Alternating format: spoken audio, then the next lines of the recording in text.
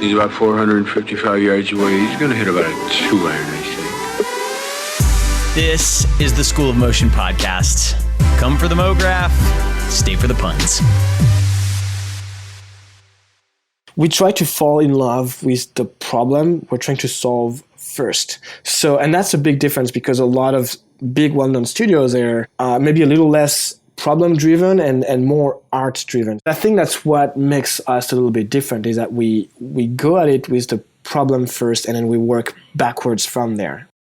When you are in the trenches, buried deep under a mountain of pre-comps and adjustment layers, it's really easy to forget that what we're doing as motion designers is not just about making pretty stuff. The clients that pay our bills have real business challenges that we are helping them solve, and keeping that in mind can make you stand out in a competitive industry. My guest today has built a studio that does an incredible job of positioning itself as a problem solver that uses the power of video to help brands stand out.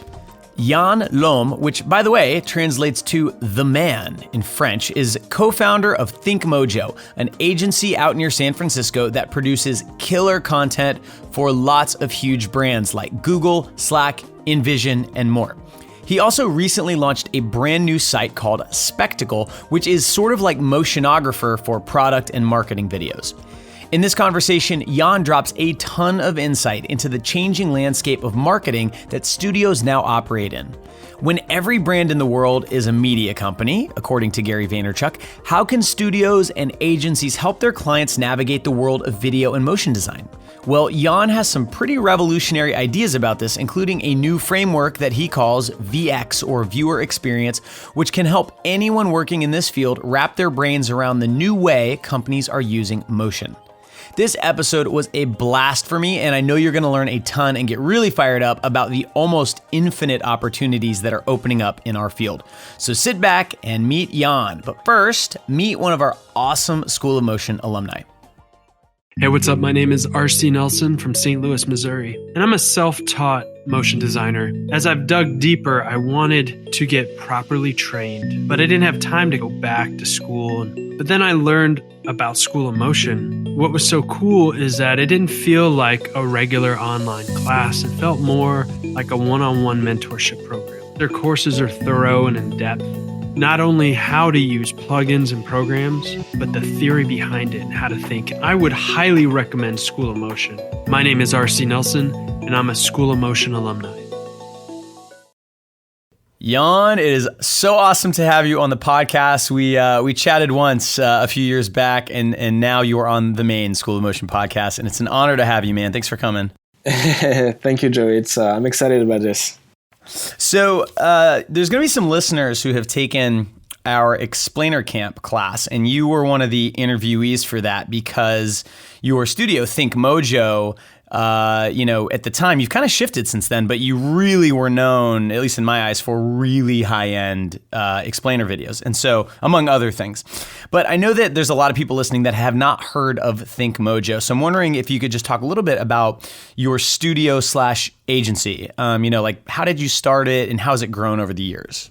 Yeah, for sure. So Think Mojo is an agency that's specialized in creating brand experiences through the use of video. And so most people know us for the work we've been doing in the tech industry, and some of that used to be explainer type productions, not as much anymore.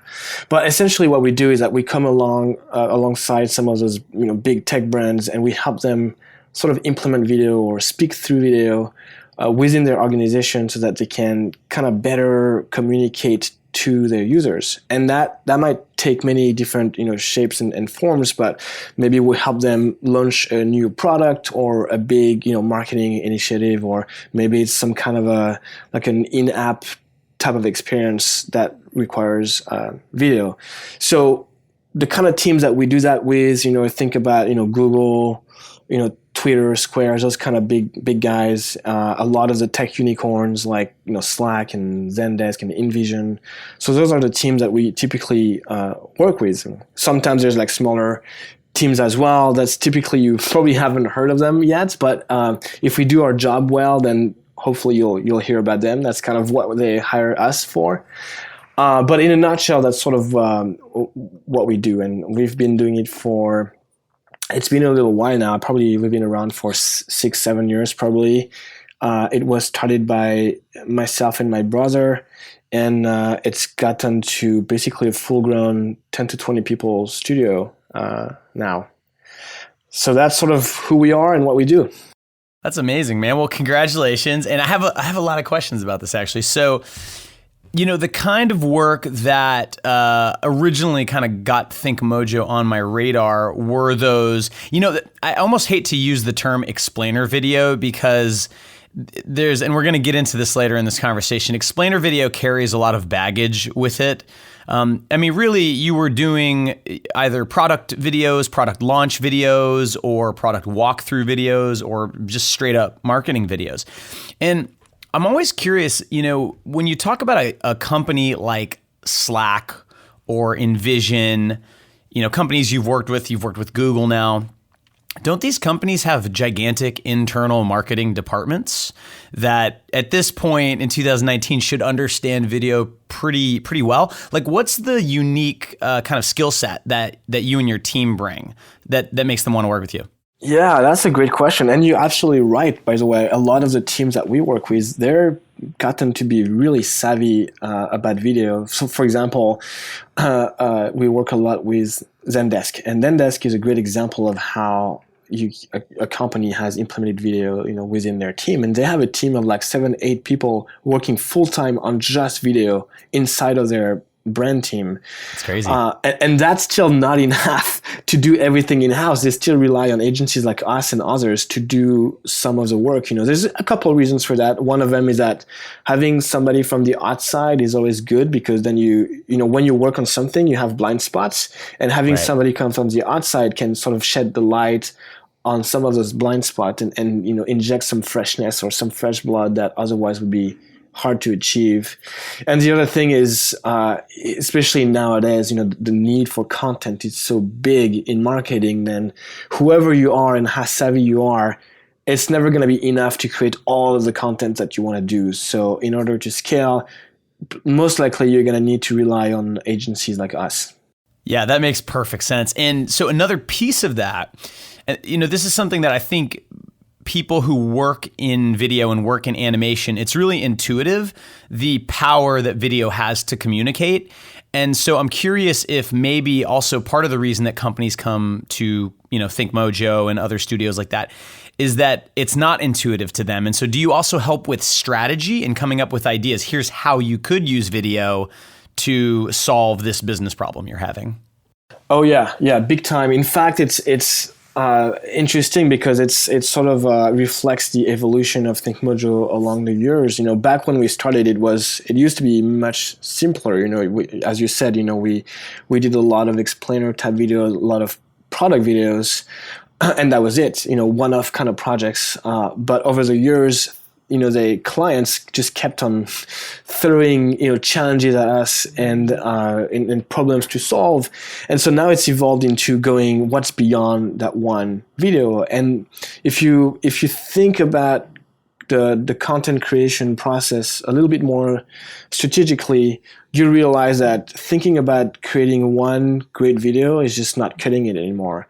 When you think about the brand and your customers and all that stuff, you realize that you're going to need to go beyond that and plan out like a whole series of content that needs to be planned ahead and super cohesive with who your brand is and what it stands for and all that stuff. And that's when you need to be a lot more strategic and I guess design oriented to achieve some of that content.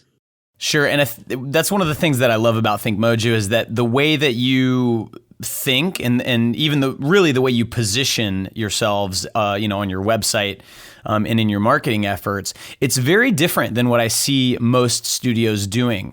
And I want to talk about that in a little bit, but this might be a good segue to talk about a cool article that I read. And I don't know actually, Yann, if you wrote it or if someone on your team wrote it, but you basically were putting forth this idea of a new kind of user experience you were calling VX. And now if you go to thinkmojo.com, and we'll link to it in the show notes, everything that Yann and I are talking about will be in the show notes for anyone listening. You actually call yourselves a VX agency. And I've never heard I've never heard of that before. I don't know of any other companies calling themselves that. So maybe you could just talk about that and explain what that means. Oh yeah, man. I could talk about that stuff for hours. So I'm going to try to make it kind of concise and really clear. But first, let me give some context around VX. So VX stands for viewer experience. And so I'm going to make a really kind of big, bold statement here. But what VX is doing, it's basically doing to video what UX, user experience, did to design. And I know we have a lot of motion designers listening, so I want to specify that when I say design, I mean it as a product design, not design like illustration. Right. So, so Joey, you probably remember life before the internet, I'm sure. I do. Good. And I remember too, I was a kid, but I still remember how life was before the internet came about. And so when you look at the evolution of the internet and its impact on how brands have been, doing marketing, you can start seeing patterns. And those patterns, you can start seeing them emerging into our space, the video industry. So let me kind of unpack that a little bit more so it gets more concrete here. But, back when the internet started, you had a lot of traditional brick and mortars type companies, and people didn't really know what to do with the internet until somebody said, okay, well, maybe we should have some kind of a presence on the web. So, you start having websites with information about your business and all that stuff. But it always was kind of an afterthought. First you had your retail store and everything happened in the real physical world, and you had some kind of a presence on the web, but it wasn't, it was just a second thought. And then someday somebody realized, hey, wait a minute, what if the internet wasn't just a way to get information across from a brand to a customer, but this was actually a way for people to experience your brand? So that would mean that you would need to spend as much effort and attention to that online presence as you did to the actual product. And then that's the idea of user experience. That's how it came about. And that changed everything in marketing and in product design. Because all of a sudden you were designing experiences, you would put the users first, and you'd go about creating a product, thinking about that first and building that experience.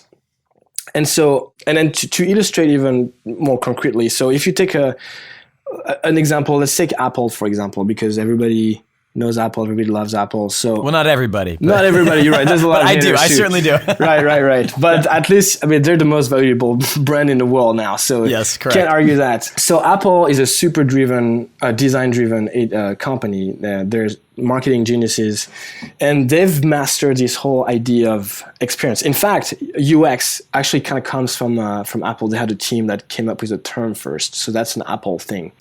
Yeah, not a lot of people know that. But anyway, so when you buy something from Apple, let's say I buy an iPhone, the box that the iPhone comes with, it's not any box. It's not just a piece of cardboard with just some information slapped on it. When you hold the box of the iPhone, it feels good. When you open it, it sounds good. The texture is awesome. It's super delightful. Same thing when you buy that box you buy from the Apple Store, whether it's in the real world or in the website, and everything about it feels delightful.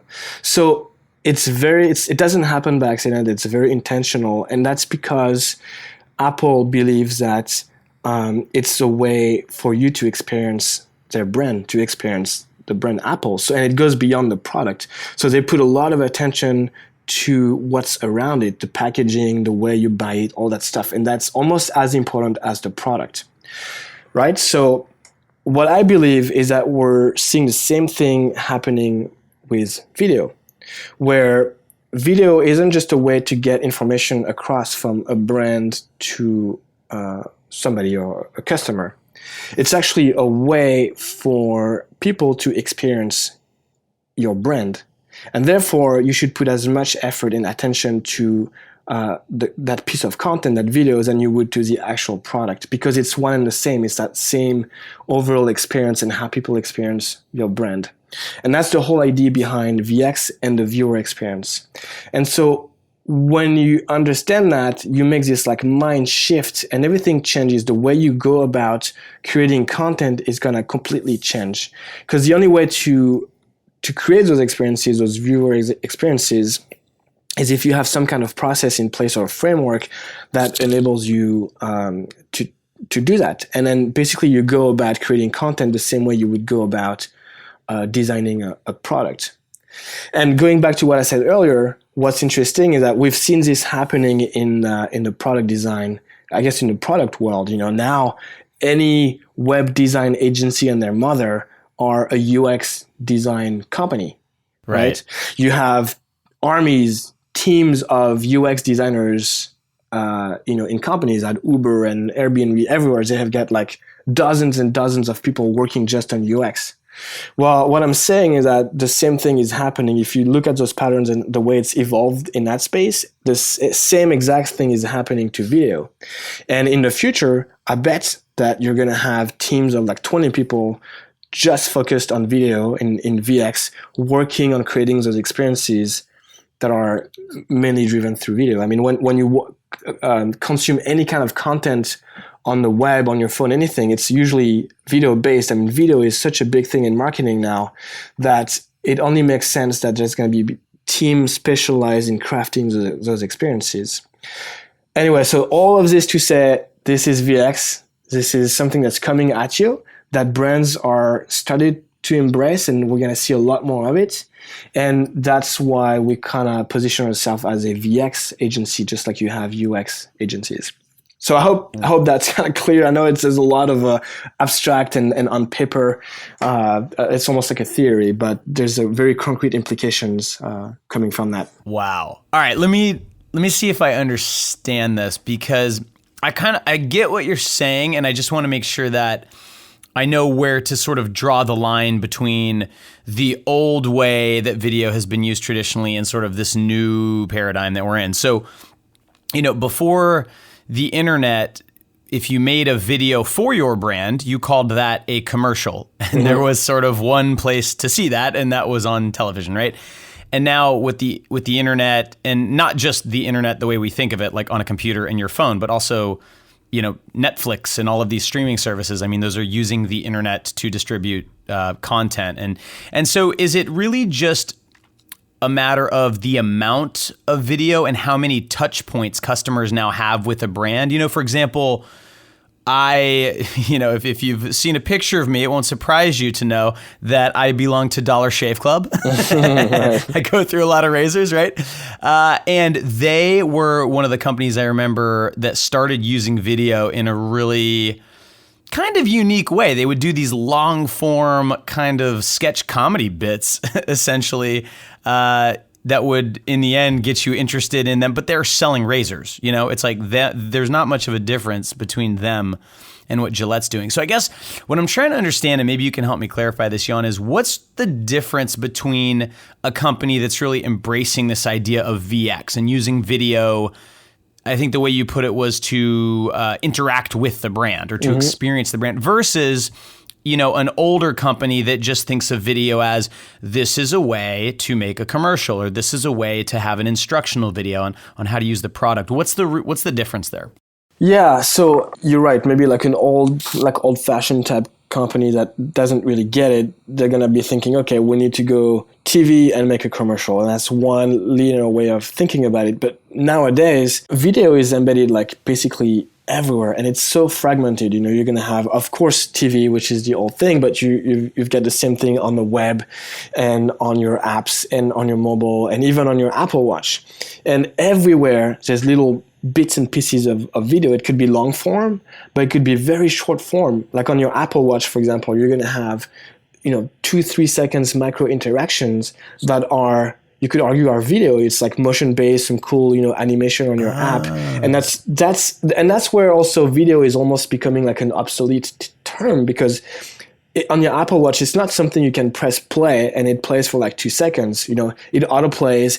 There's movements, like a moving media. There's motion to it, but it's not really a video either. In fact, it might be coded in HTML or some kind of a language that makes it not video, even though it looks like video. Right. So it's movement. It's motion. It's motion. So thinking about VX is like, okay, taking all of those little fragmented, moments and bits and pieces and crafting them in a way that it's hitting the right person at the right time in the right channel, but in a way that's super cohesive so that it always feels like you're experiencing the brand the same way, whether you watch it on your phone or within the app or on TV. And the only way to do this is if you think about it very strategically and you have design processes in place, because there's a lot of moving pieces. So you have to think about it with the big picture in mind and think about the viewer first and say, okay, well, my viewer or my user is going to see this piece of content on that particular channel. So therefore, I need to format that piece of content exactly like this because that's how it works on that channel on Instagram or Facebook or wherever. And so you have to think about all those different avenues to go to reach and communicate with your users. But very strategically, if you want this to be cohesive and feel like a one, brand experience coming from one voice, and you could argue that video is kind of the body language of the brand. But because of that fragmentation, you have to be really strategic about it. And VX kind of helps you put that framework in place so that you do it more successfully, kind of at scale and more consistently. I love what you just said. The video is the body language of the brand. That should be like on a poster somewhere or a coffee mug or a tattoo. Yeah, as you're talking, I think it's really kind of solidifying in my head what you're talking about. And for some reason Google popped into my head because I think they do a really good job of this. There's a Google Home product that has these lights on the top of it that actually animate, and they animate in the same way that like when you're waiting for Gmail to load, like the dots kind of move and animate. And there is a cohesive sort of system, like a movement system across everything Google does. And that takes an enormous amount of effort and a huge team. And so is that sort of like an example of what you're calling VX, this cohesive style that translates across all the channels that you find Google on? Yeah, very much so. I think Google is a great example because they also came up with this idea of the material design, and they have design systems in place for that. And so you'll see more and more brands using guidelines like this. Obviously, it's been there forever in terms of print and website, but more and more you're going to see that translated into video. So when we work with our partners and clients like Google's or others, we create motion design systems for them so that we sort of try to establish or identify what it means for that brand to move. Like, how does it move? What's the motion behind it? And you document that in that design system, and that's a tool you can use internally when you go about your next video project. You've got these guidelines that help you stay consistent, and you can share it with your partners and other agencies, and it's this like one single source of truth that everybody can rely on, and that sort of codifies or identifies what the identity of the brand is in terms of motion. And so material design, the motion part of it is kind of that. And not a lot of companies do this, but I'm telling you, 5-10 years from now, it's going to be a given. Just like most brands have branding guidelines, most brands will have motion design systems in place for them to work faster. So Google, I was just thinking example. that, yeah. What you were saying, it reminded me completely of like the brand guidelines that I used to get when I was still doing client work, and you'd get this 80-page PDF or a book sometimes, but it would never include, and this is how things should move. And you're saying that now that's required. It is because it's part of that brand experience. When you consume, when you buy something, when you watch something, a video from a particular brand, you might, so let's say, taking the example of Patagonia, the clothes, brand. Yeah, maybe you want to buy a jacket from them, but you might watch, 1 or 2 videos about that jacket or about the brand before. So watching that video should feel like you're experiencing the brand the same way that you're actually using the product. So all that asks or calls for a lot of motion, and the more the more thoughts you put into this, the more intentional you are, the better the experience is going to be for the users and the viewers.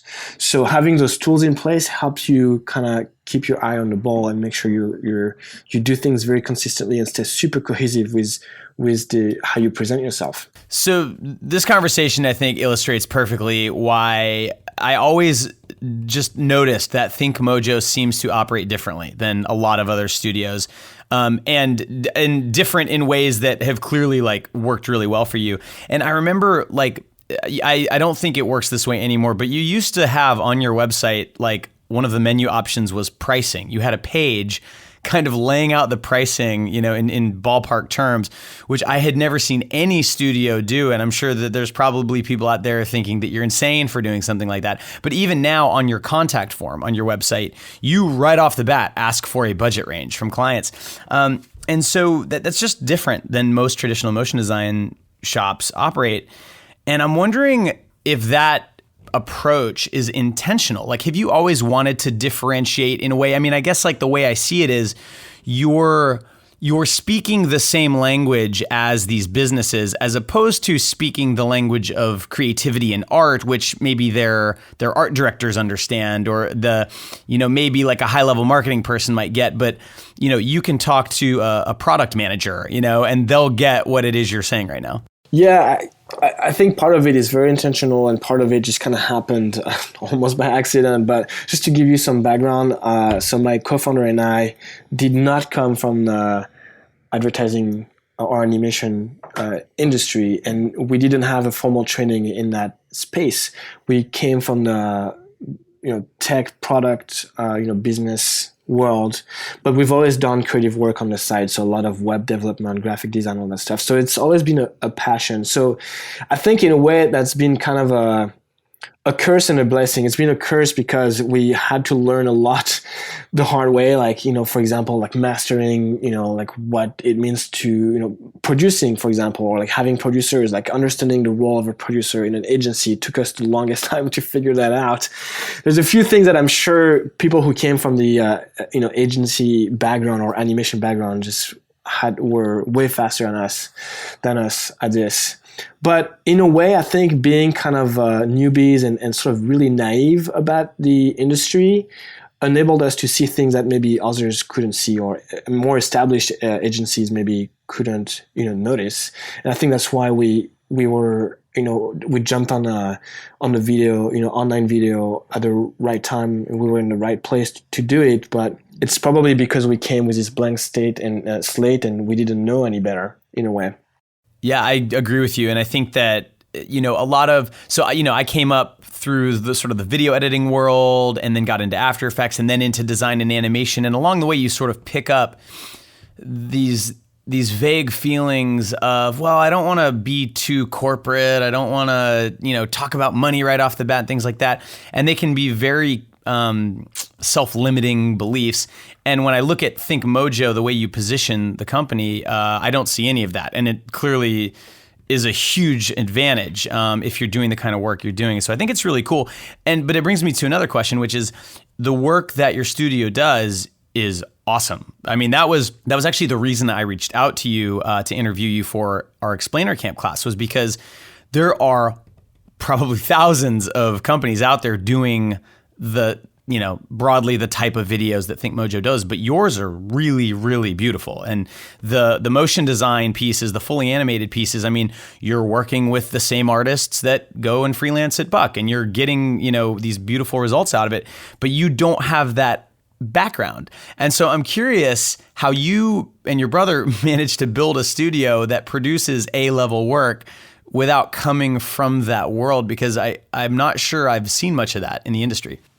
Yeah, it's interesting because I think that's where Think Mojo differs from a lot of companies out there. We don't have that background necessarily, but I think what we try to remind ourselves of is that we try to fall in love with the problem we're trying to solve first. So, and that's a big difference, because a lot of, big well-known studios are maybe a little less problem-driven and more art-driven. So you go to Buck and Oddfellows and a few others, and they craft like awesome shit. I mean, it's the top of what you could do in animation, and we love that. Of course, super respect it. I think when you come to Think Mojo, it's a little bit different, because we're going to be focusing on solving a problem first. Think about this first, and the art almost comes second.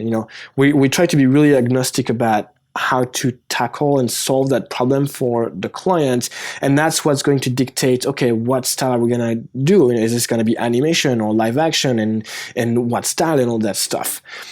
So that's where our specialty and expertise is. And of course, because we love design, we want the execution to be as top-notch as possible. And our aim is to be just as good as Buck is, in the motion world. But I think that's what makes us a little bit different, is that we go at it with the problem first, and then we work backwards from there, which is, I know not a lot of agencies think of it, that way. Yeah, when you said fall in love with the problem first, I had to bite my hand because I almost shrieked because I thought that was so brilliant. I think I've said this many times on this podcast that one of the things that a lot of motion designers do is they forget that what they're producing is designed to solve a business problem. It's not, you're not being paid to make a pretty thing. That's a side effect, hopefully, of being good at your craft, but really the client wants to sell more toilet paper, or they want more people to try out Slack because they think it's a good app, and approaching it from that angle is counterintuitive to a lot of artists, because that no one gets into motion design to sell more toilet paper. But when you're running a business, that's a very smart thing to do, is to put yourself in the client's shoes. So where did that come from? I mean, have you and your brother always sort of had this, I guess like business instincts? That's a great question. I think it's funny because it feels counterintuitive, and obviously we love art, and we have a passion for design, and we love anything that's beautiful, just like anybody else.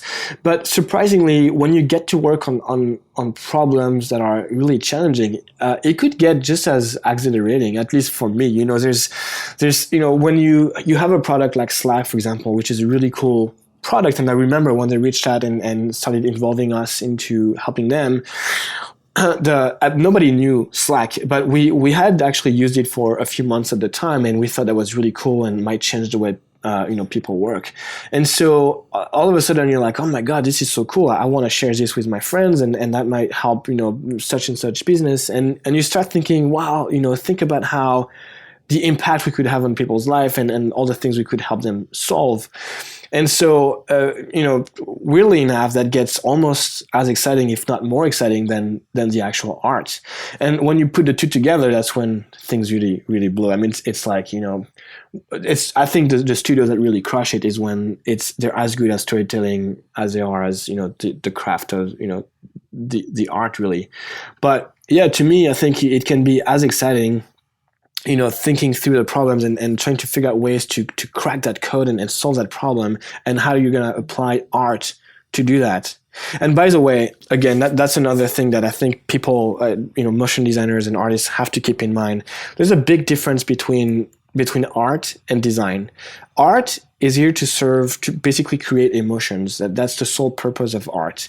Design, it's here to solve a problem. It has a purpose. And I think sometimes, designers kind of forget about this. It's all about the art and making things look cool. But that's not design. Design is about solving a problem first. And then you're going to do that through, some artistry or some craft. But there's a big difference between the two. And if you're in the business of being an agency and helping clients, you're in the design business. You're solving problems first. And that's sort of how we look at it. I agree 100%. So I want to call out too that, we've been talking a lot about animation and design, but ThinkMojo actually does a lot more than just that. If you check out their portfolio, you'll see, live action and editorial driven stuff. And so obviously your company's been growing and your capabilities have been expanding.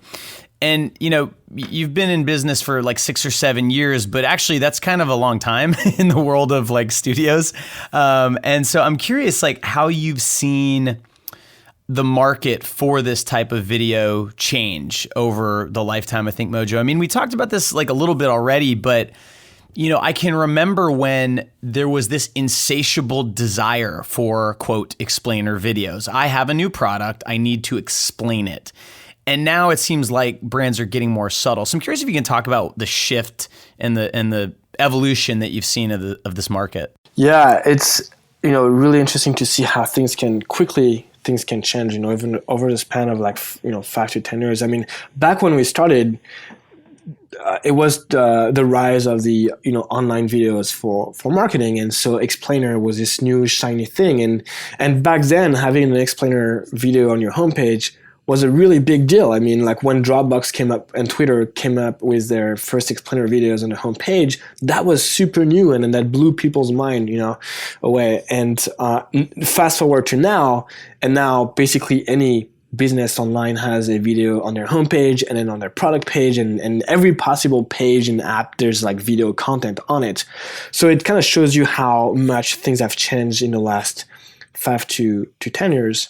But even on a bigger scale, I think if you look at what the whole media industry has evolved, I mean, like you look at TV and broadcast used to be the mainstream. That used to be the one single way to advertise your product and talk about your stuff.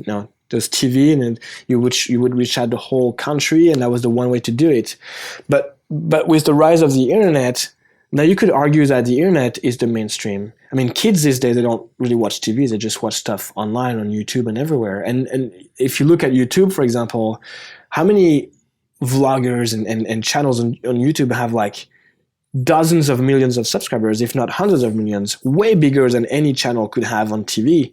So there's been this big shift in terms of mainstream, and I think that has reflected on how marketing is done and how brands behave. And that's been the biggest impact for studios like us and agencies, is that now you have to deal with that fragmented marketplace where you have to reach customers online, but through so many different channels, Instagram and Snapchat, stories. I mean, that is a new format, and Apple Watch and within the app and all that stuff. So that's completely changed the way you have to think about marketing, and then you have to adapt how you create all of that content. And all of this happened in the span of 5 to 10 years. I mean, it's kind of crazy. Yeah, it's almost like the explainer video was the Trojan horse that then snuck motion into every aspect of a company. And now, you see every single new company that pops up on the internet, like essentially the equivalent of an Etsy store, wants to have video on their site. Yeah. And, if you're on YouTube for any length of time, you're eventually going to get served a pre-roll ad telling you about this new whiteboard animation tool you can buy and stuff like that. So that brings up a question. When I was doing research for this interview, I searched for Think Mojo in Google, and actually some of your competitors popped up, which means they're probably buying ads against your name, which is really interesting. But the quality of the work they're doing is horrible. It's the kind of stuff that motion designers just cringe at. It's literally whiteboard videos and plug and play stock clips and stuff like that. And so how do you I mean, there's a lot of that work out there too. Like if you're just starting out, you can do that work and someone may have $500 or $1,000 to pay you to make a whiteboard video. But obviously at your level, that's not going to cut it. So how do you ensure that you're bringing in the caliber of client that you want too? Because there is this infinite demand for video now. And I'm assuming you could waste a lot of time talking to brands, that really aren't ready for the full Think Mojo experience. You're right, and that can be a big distraction. When you try to focus on the growth of your studio, and then you get bombarded by these requests of like, "Hey, can you make a video for $500?" And the time you'd spend talking to those people is a big waste. And right. That goes back to you asked earlier about the website, and that we ask about a budget range and stuff on our contact page, for example. Well, that's very, very intentional. It's also to help in that regard, is that we want to make sure we can kind of filter and not waste time too much at the beginning when we start a conversation. So this question has everything to do with marketing and positioning. So for anybody who's listening out there, you have to understand that being successful as a company, a business, a studio, it goes beyond just the work and creating great work. It has to do also with the way you present yourself and you position yourself.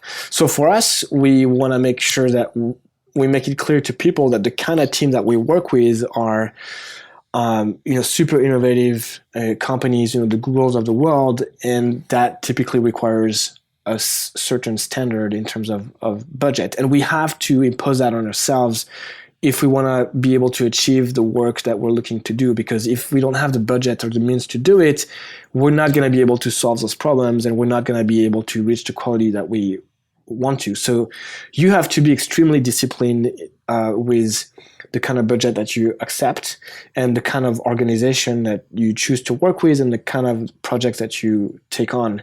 And it's hard because it kind of sounds counterintuitive, because at first you're like, there's always this fear of like, what's the next project, and I need to make payroll. So right. you want to take everything at first, but it's actually there's a counter effect to it. And the more disciplined and focused you are, you'll see that the better of an impact you can make to your clients. So you kind of owe it to yourself and your partners to stay focused on what you do best, and make sure that you're able to keep your budget levels where you want them to be. And it's not easy to do.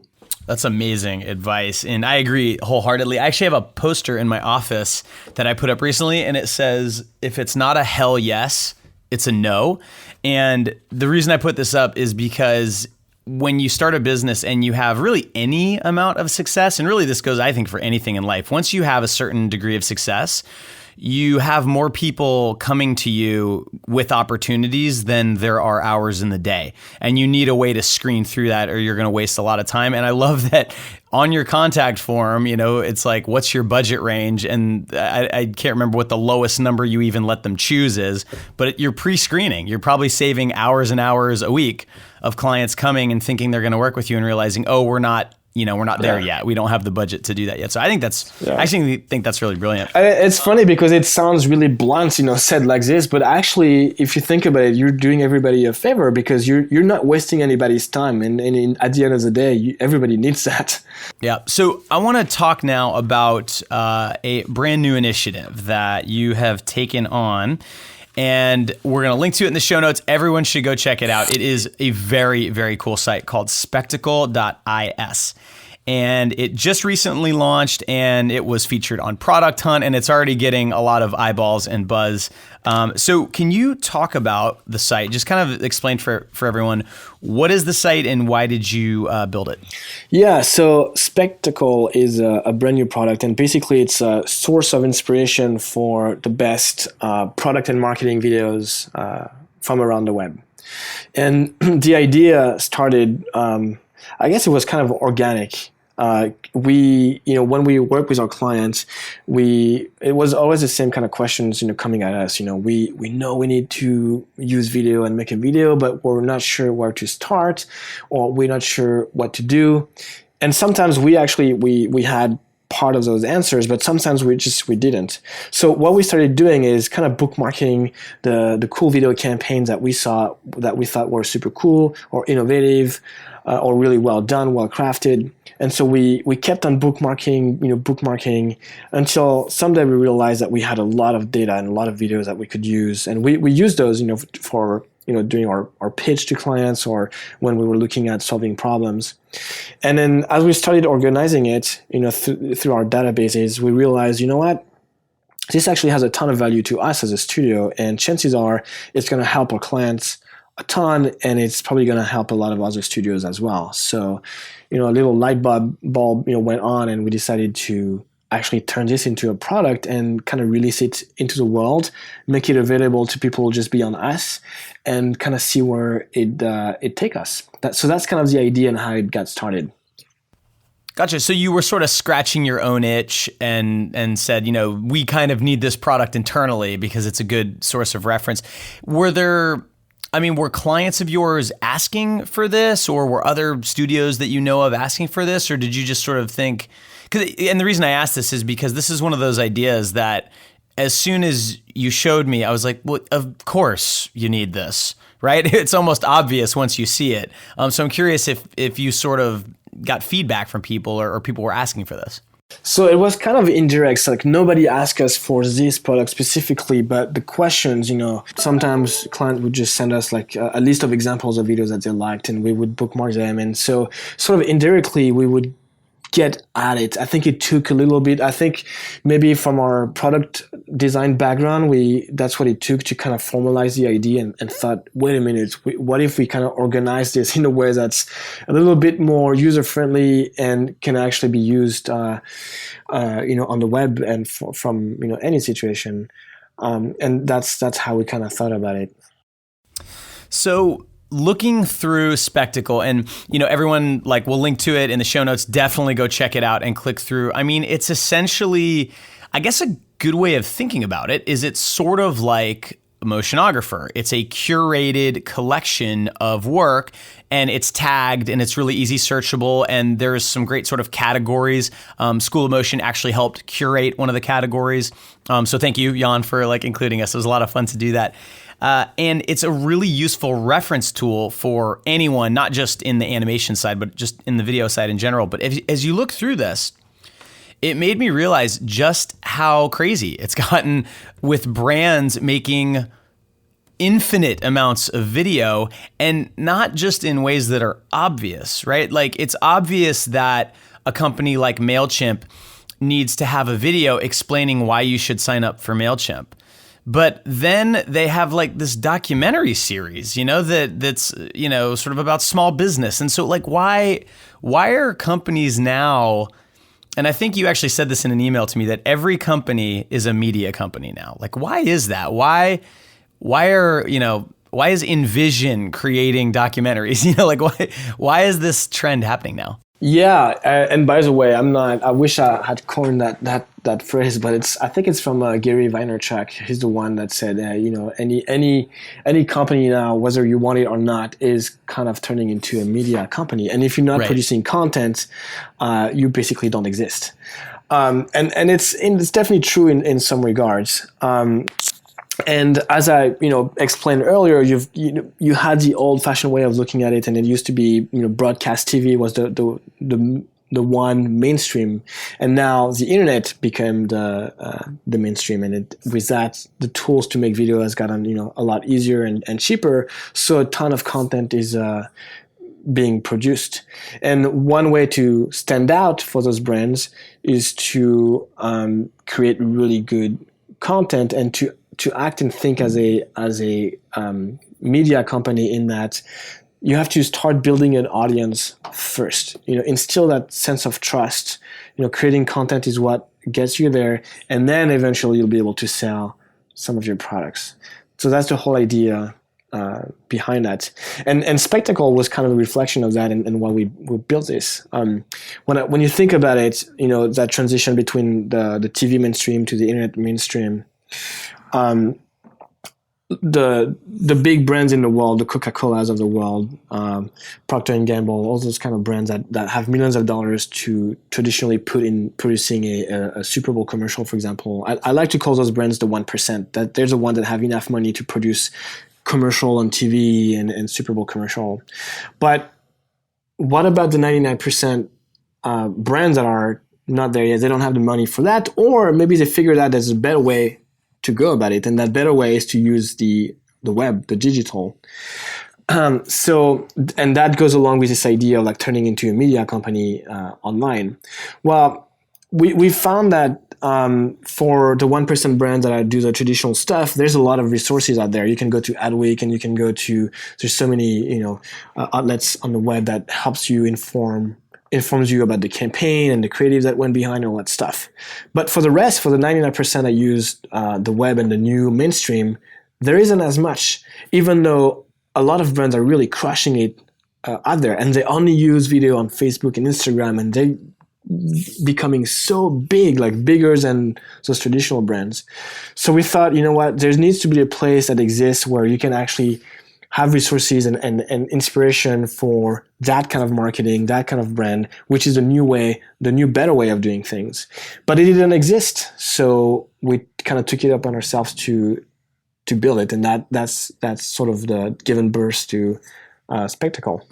Yeah, it's a really amazing kind of research tool, and there's this trend that I definitely see it. I don't honestly know how it feels to sort of newer motion designers on the ground in the trenches animating, but I feel like it's really good career move at this point for motion designers, even if really what you're focused on is like producing good motion design, to understand the landscape in which you're producing that, and understanding things like what you just said, Yann, that the work you're producing is going to be consumed likely in 10 different places, and it's all part of this greater strategy to get more brand engagement. Yeah, I'm really glad you brought up Gary Vee, because I think if you asked him what he thinks about all this, I think I've heard him actually say that he believes traditional advertising is dead, and he would probably drop an F-bomb before the word dead. I think I've heard him speak, about the fact that TV commercials are basically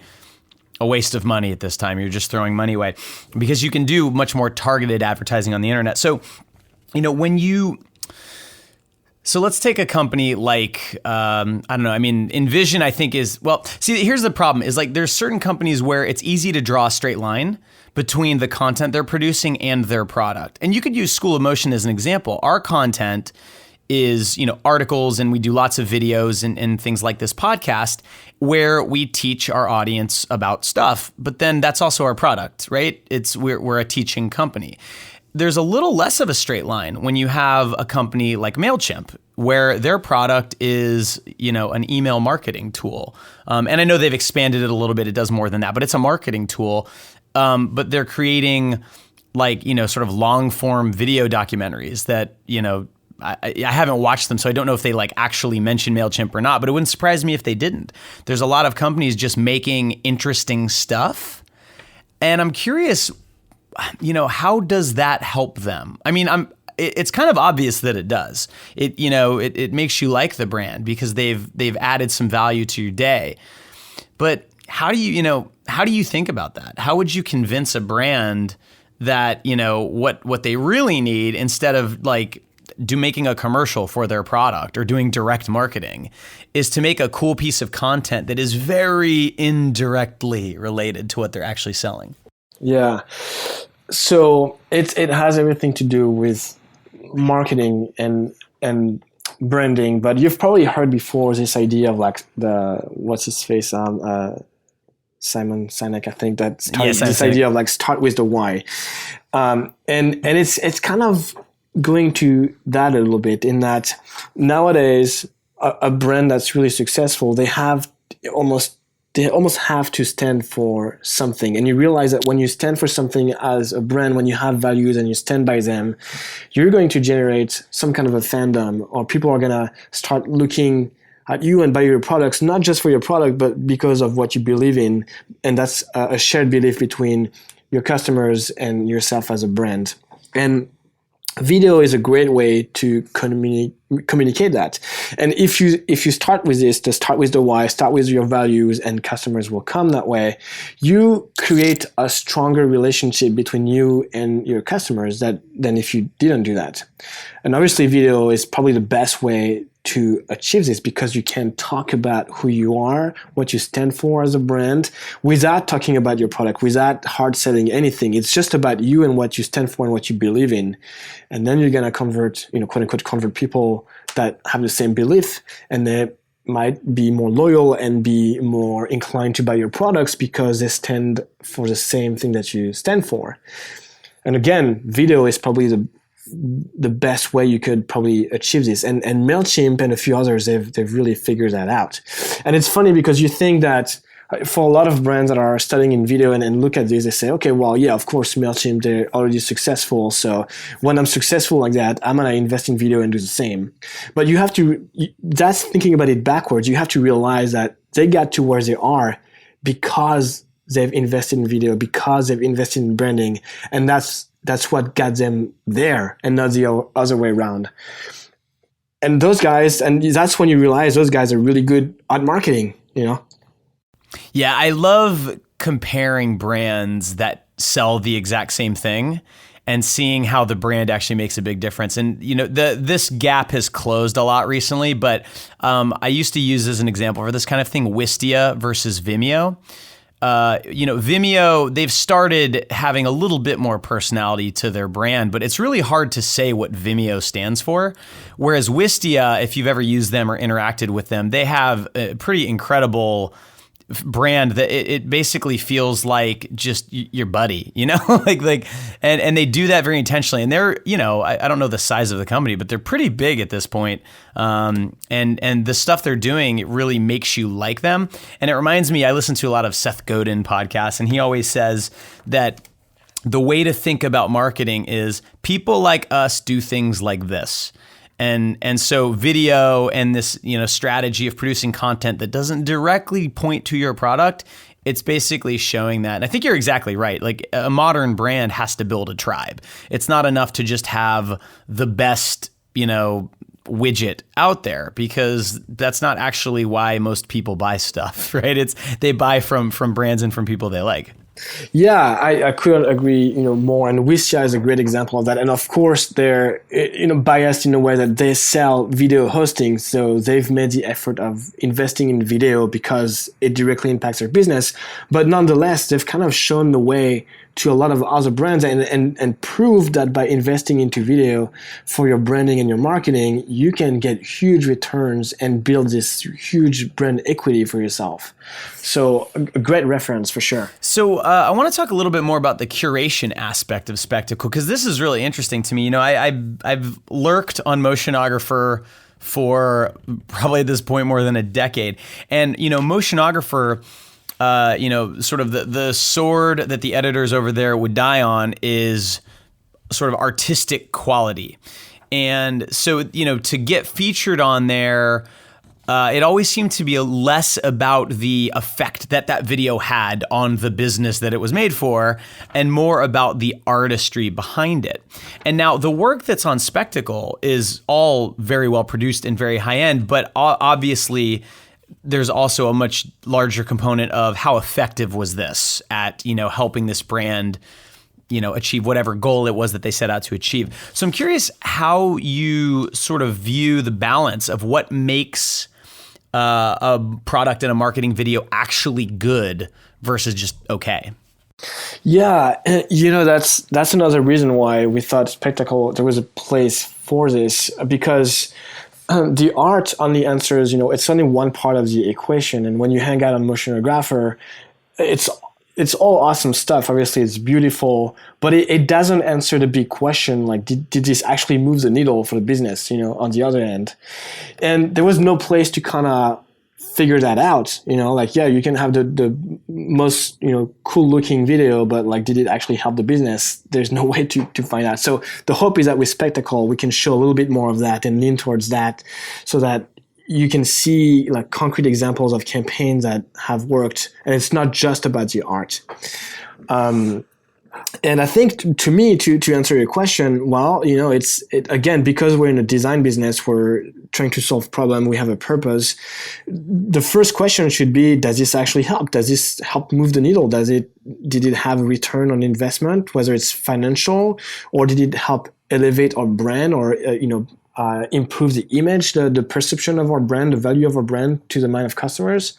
So it's hard because sometimes you can put a number on it, if it's like a direct to consumer kind of thing and you want a direct response, and you can, put figures on that and say, okay, well, it helped generate X amount of revenue additional to what we usually do. Sometimes you can't. Sometimes it has to do with branding. It's about the image of the brand and how people perceive you, and then the values are attached to what you're doing. And it's a little bit harder to measure. But in any case, whatever marketing you do, there should be some kind of return to it. And that's the question it should answer.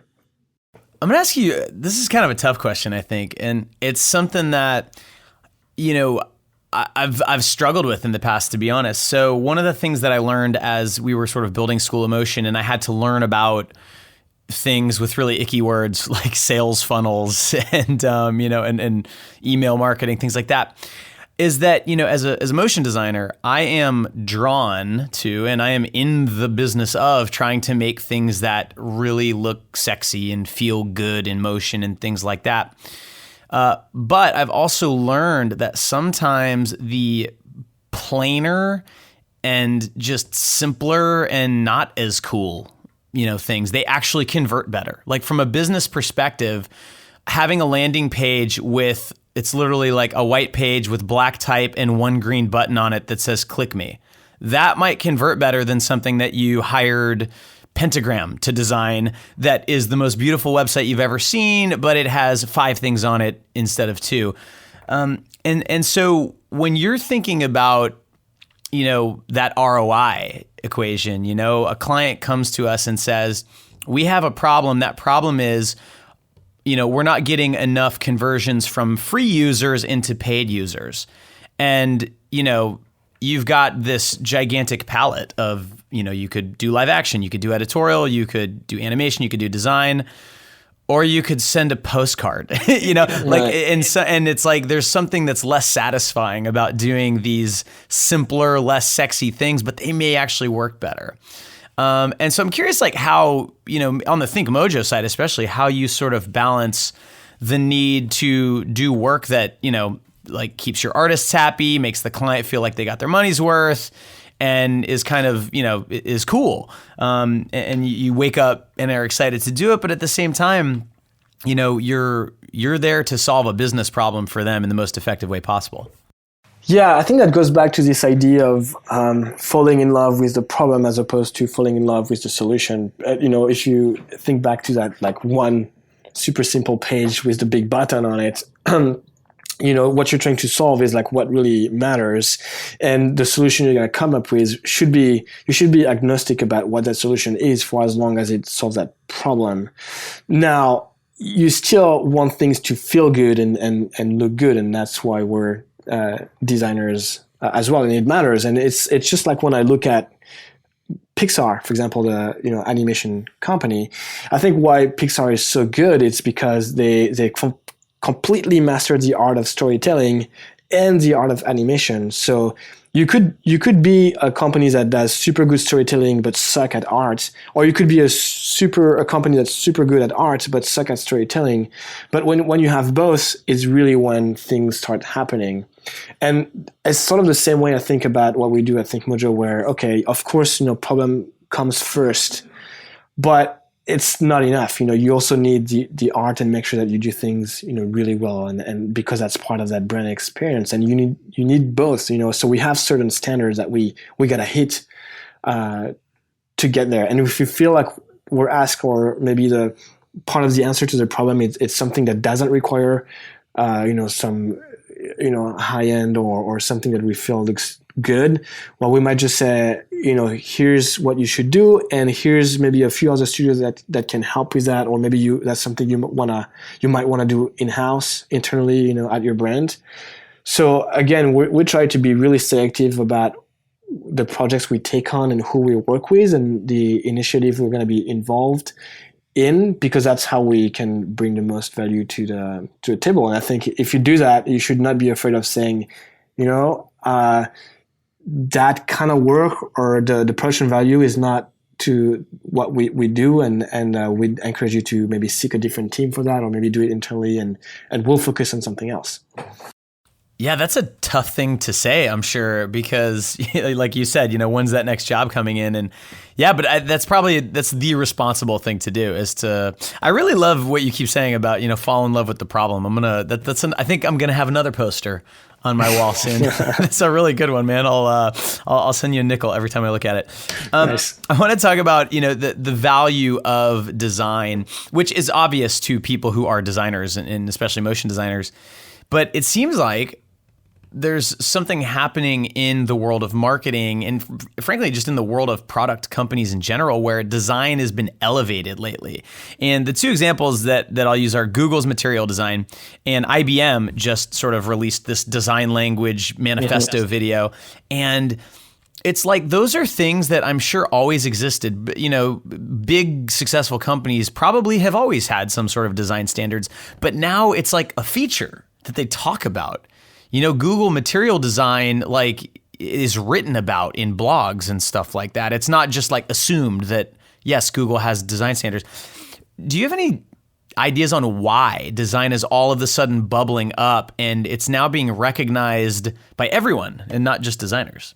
Yeah, I think it's because it works. I mean, there's in the last 30 years, and especially with the new rise of Apple, which again is super design driven, there's proof that when you're a design driven company, it works. When you look at Airbnb, which was founded by a team of designers, and Uber and a few others that put design first, they put user experience first, they've been crushing it. They've been outperforming any other companies that hasn't applied design the same way in the space.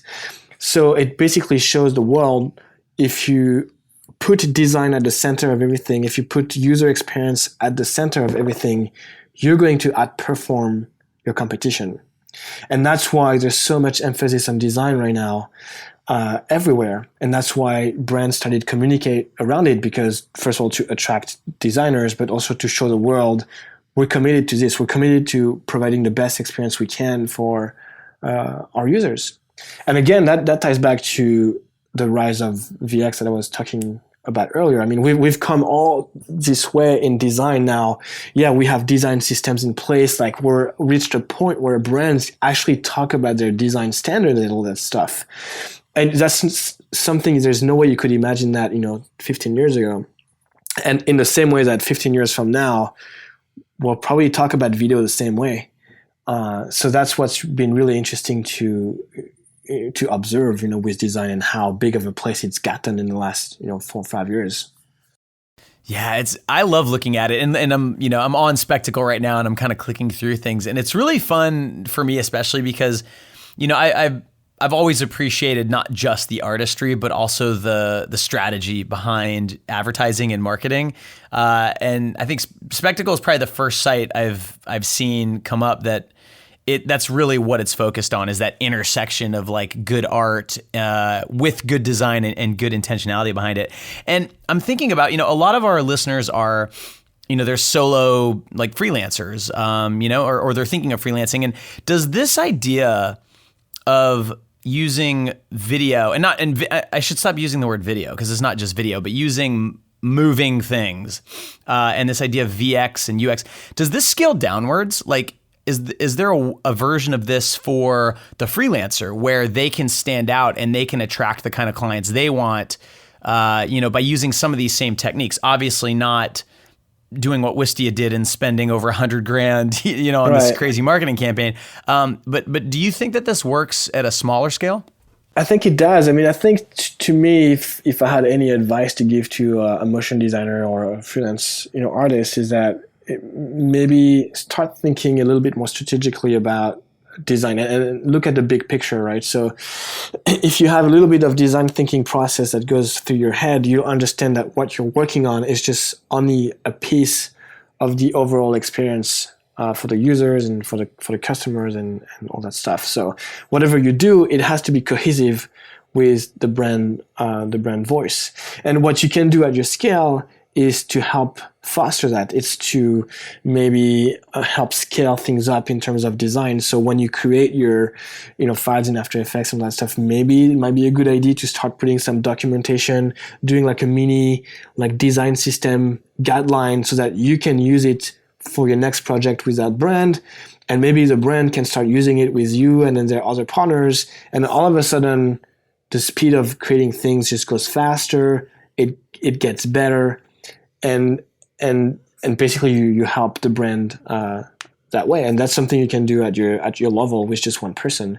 So I think it's just kind of a mind shift to do, and it can go a long way. And I bet that a few years from now it's going to be required of any designer. Yeah, so this has been a really fascinating conversation for me on it. I think everyone listening is going to get a lot out of this, because we talk a lot on this podcast about where this industry seems to be going, and I keep harping on it that everywhere I look, there's just more and more opportunities in motion design. And I love this VX term because it kind of captures all of it in one big group. You still have traditional advertising. You have, advertising on the internet, which is just enormous. And you also have things like UX and UI and app animation, and VX kind of encapsulates all of it. So I guess, to kind of wrap this up, I'd love to know, where do you see opportunities for motion designers right now that are getting into the game that, if you were starting over, right? If you were like in your 20s and you were getting into this industry, where would you be focusing your attention right now? That's a good one. I would probably think in terms of that idea of those brands turning into media companies, and how building content, creating content should be approached the same way that you build products. That would be a good frame of mind, to go about. And then I would start, working on my craft so that the craft is like top notch, but also so that I have a little bit of more of a strategic, thinking behind it, so that I understand where my piece is going to fit into the overall big picture for the brand. And again, it's going beyond that one video. So for example, if you're coming at it like that, starting with like explainer videos, you have to understand that a one-off explainer video is just one way to get started. But if really you want to last and be successful in the field, you're going to need to think beyond that. And when you talk to your clients, then you need to think about, okay, well, how is this explainer video going to relate to the other kind of content that you're planning on doing, and how does this fit with your product and your brand and your voice and all that stuff. So if you start using that language, if you start having those conversations with brands and clients, chances are those clients will get back to you and ask you like, hey, I love the way you're thinking. Can you help me? It sounds like you're giving a lot of thoughts to this. Can you help me through that problem? Or can you help me through that launch that's coming up? And we want to do more than an explainer. And it sounds like you know what you're talking about. So that's how you have to think about it, I think, if you want to move your career forward. Definitely go check out both ThinkMojo and Spectacle, and all of the brands and resources that we talked about in this episode will be in the show notes at schoolofmotion.com. I want to thank Yann so much for coming on, and if this conversation got you fired up, you might want to check out our Explainer Camp course, which teaches you how to approach and execute these types of marketing videos from start to finish. The legendary Jake Bartlett from episode 30 of this podcast is the instructor, and he goes through every single step from storyboard to final render. It's an amazing class, and I will now leave you with the camp theme song. Thanks for listening. 1, 2, 3, grab your tablets and keyframes, my friends. We'll go from script to final render and sleep in our tents. Just don't forget your marshmallows. This is Explainer